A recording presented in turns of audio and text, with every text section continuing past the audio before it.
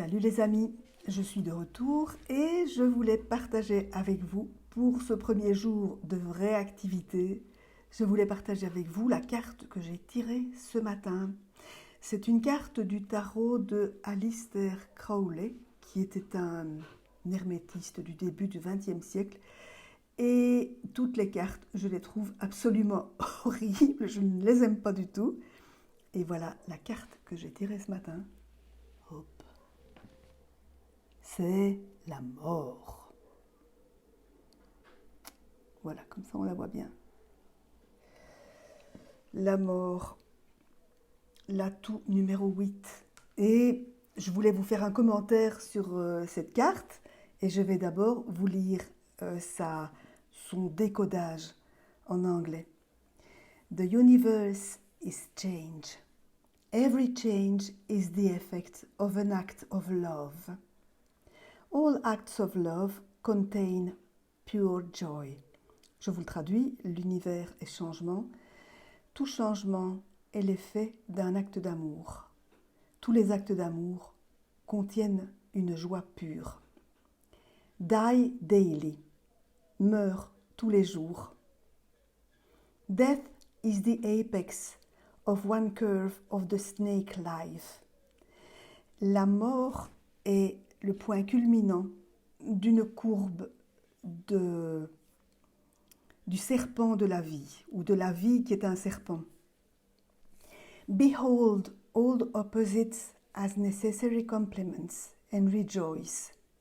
Considère tous les opposés comme des compléments nécessaires l'un de l'autre et réjouis-toi. Je voulais vous lire ça et c'est un point de départ pour une réflexion que je veux partager avec vous. Et évidemment, c'est difficile de partager une réflexion sans faire le lien avec la situation actuelle, mais je vais commencer par dire quelques généralités. Donc, ce qu'on vous propose, ce qu'on me proposait à moi, puisque c'est pour moi que j'ai tiré cette carte, la mort, c'est d'accepter l'idée que la vie est changement. L'idée que quand on passe d'une étape à l'autre de la vie, d'un moment à l'autre, d'une situation à une autre, on connaît toujours un moment de mort symbolique, ce n'est pas une mort biologique, mais c'est une mort quand même, de mort au passé. On meurt à ce qu'on a connu. Et donc, ce qui nous est suggéré avec cette carte, ce qui m'est suggéré avec cette carte, c'est d'accepter l'idée que la vie nous apporte des imprévus, des aventures. Le mot aventure, ça veut dire qui advient. Quelque chose qui advient, quelque chose qui n'est pas prévu. Sinon, ce n'est pas une aventure, c'est un projet. L'idée que la vie nous apporte des aventures qui nous offre la possibilité de sortir de nos zones de confort. Et c'est là qu'intervient la petite tension. Est-ce que j'ai envie de vivre ? Est-ce que j'ai envie de saisir les occasions que la vie m'offre, de vivre des choses nouvelles, de faire des rencontres, d'apprécier l'instant nouveau, son étrangeté et le ravissement qu'il peut m'apporter? Ou est-ce que j'ai envie de continuer comme je l'ai toujours fait? Ou est-ce que j'ai envie donc de rester dans mes zones de confort? Alors, quand on est confronté, je vais employer un mot un peu belliqueux, quand on est confronté à la nouveauté, quand l'imprévu survient dans nos vies, la peur survient en même temps pour beaucoup de gens. Parce que justement, on est mis au défi de sortir de ces zones de confort. Et on a bien l'expression « lâcher la proie pour l'ombre ». On préfère, de façon générale, garder ce qu'on connaît et éviter de s'embarquer dans quelque chose qu'on va considérer comme risqué parce que c'est inconnu. L'ombre, c'est l'inconnu. Et on dit aussi, on sait ce qu'on a, on ne sait pas ce qu'on aura.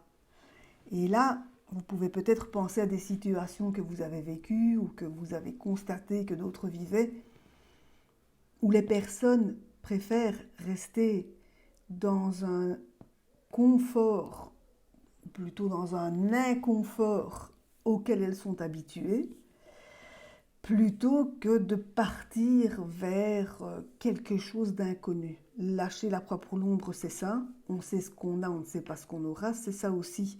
On préfère laisser perdurer une situation qui ne fait pas du bien, plutôt que de changer. Et les personnes qui changent, ben, elles vous diront, par exemple les personnes qui divorcent, en général, elles vous diront, ouf, je respire, pourquoi est-ce que je suis restée si longtemps dans cette situation pourrie, voilà. Et donc, sortir de nos habitudes, ça demande du courage. Le courage de franchir le premier pas pour aller vers quelque chose qui s'annonce inconnu. Et puis, il va y avoir des enchaînements de circonstances qui vont vous amener, vous entraîner vers de nouvelles aventures. Et le courage aussi de trahir le projet que d'autres ont sur nous. Ce projet-là, c'est le projet souvent que nos parents ont sur nous. C'est le projet aussi que nous avons intériorisé, que nous croyons que d'autres ont sur nous, que nos amis ont sur nous, que la société a sur nous. Et ça, c'est, comme je fréquente beaucoup de femmes, comme je dialogue avec beaucoup de femmes, je ne peux pas dire ça des hommes, je peux le dire des femmes. Je sais bien que beaucoup de femmes vont à l'encontre de leur élan personnel, par fidélité à des attentes qu'elles croient que les autres ont sur elles. Et puis de toute façon, par rapport à nos parents, oui, en général, les parents ont un projet sur les enfants. L'ennui, c'est quand les enfants deviennent des adultes et qu'ils restent fidèles à ce projet que les parents avaient sur eux. Et par parenthèse, souvent, quand les parents ont un projet sur les enfants, c'est un projet qui émane, qui résulte, qui est l'expression de leur propre frustration de parents et qui n'est pas motivé par l'amour au sens de l'acceptation de l'enfant tel qu'il est. Aimer vraiment une personne, c'est l'accepter telle qu'elle est. Ce n'est pas lui demander de changer pour être conforme au projet que j'ai sur elle. Et donc, il y a vraiment à pondérer cette histoire de la fidélité au projet d'un autre sur nous. Mais derrière là, en filigrane, il y a la notion de transgression. Si je suis ce que la vie me propose, si je change de parcours, si je sors de mes zones de confort, est-ce qu'on va continuer à m'aimer? Parce que souvent, il y a une intersection entre mes zones de confort et celles des autres. Et cette intersection, elle est liée aux habitudes qu'on a avec les autres. Et donc, on peut... je vais vous donner un exemple, tiens, tiré de mon existence actuelle, récente, et celles d'entre vous qui me connaissent savent ce que je vais relater, et puis je vais quand même le résumer pour les personnes qui ne me connaissent pas. Je suis une personne qui vit en voyage. Ça fait 1 an que je voyage. J'ai vendu ma maison. Et ma maison, c'est le voyage.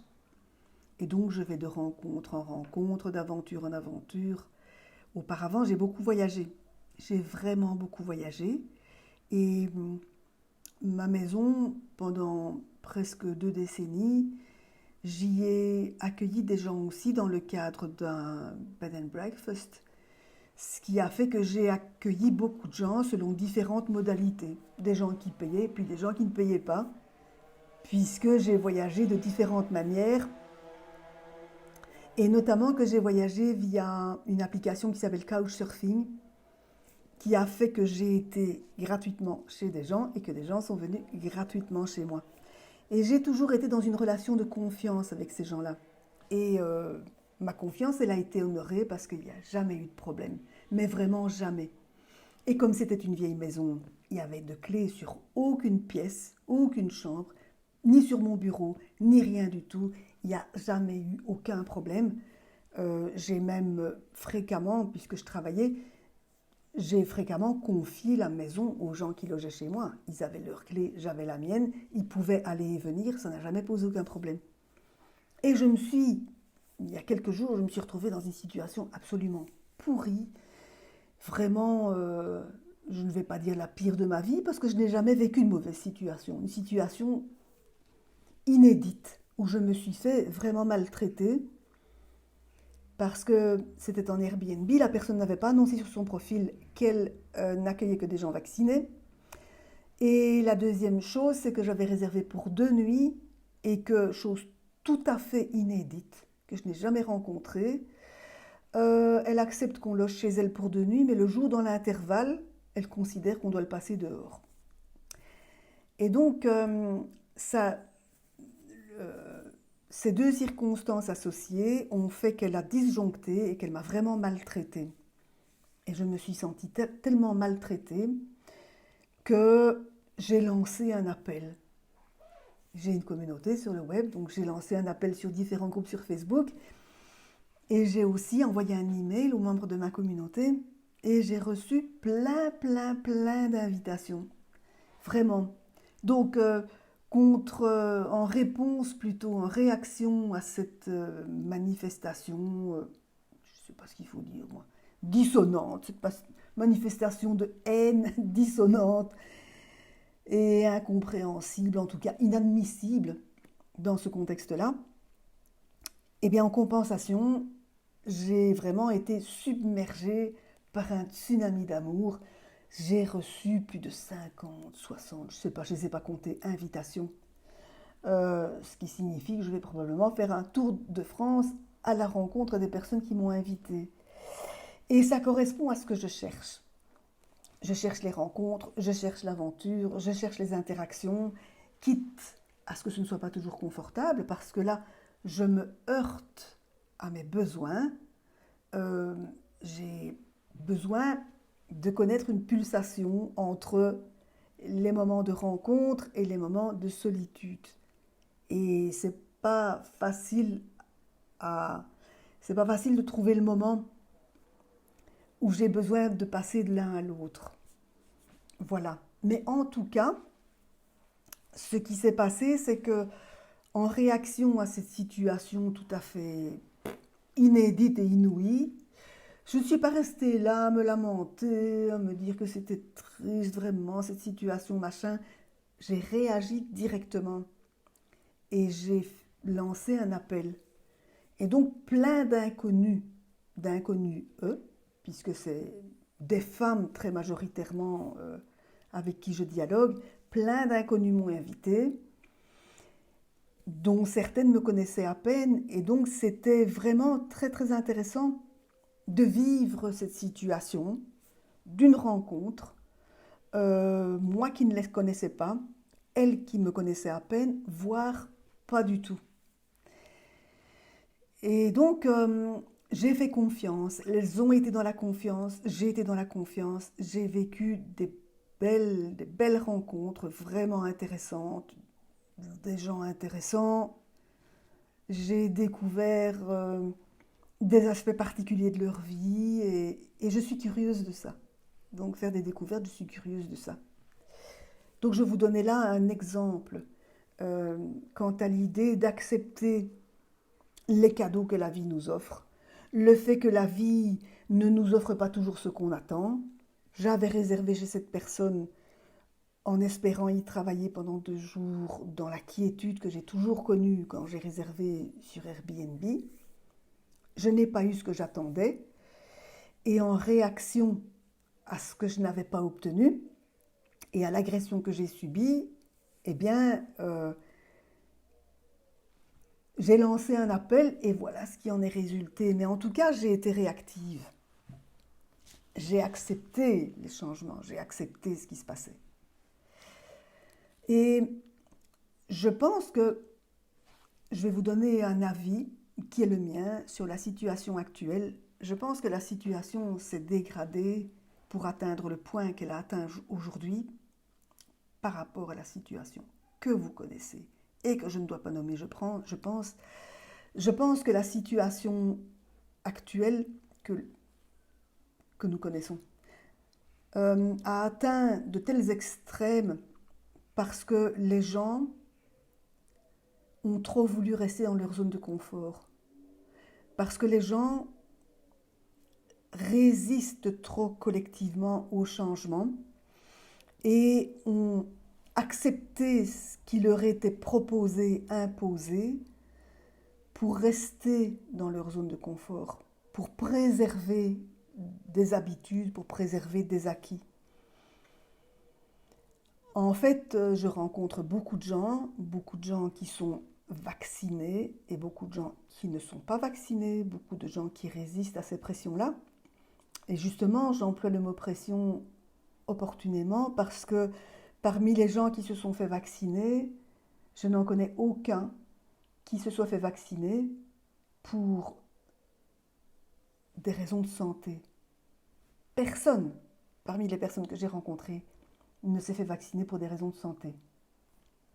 En tout cas, par parenthèse, parmi les personnes que j'ai rencontrées, il y en a une qui fait partie qui est personnel soignant. Et quand j'ai voulu l'embrasser, quand je suis partie, elle m'a dit « Attention, c'est toi qui cours un risque ». Et je l'ai embrassée. Parce que je compte sur ma santé, je compte sur ma robustesse, je fais confiance à mon corps, j'écoute mon corps, je prends soin de moi, je fais le nécessaire pour être en bonne santé et je n'ai pas peur d'être contaminée. Je n'ai pas peur de ce truc. Et je pense que, ce n'est pas seulement que je le pense, c'est qu'il est avéré que la peur augmente la vulnérabilité et donc fait baisser le système immunitaire et donc vous rend plus vulnérable à ce genre de trucs que je ne nommerai pas.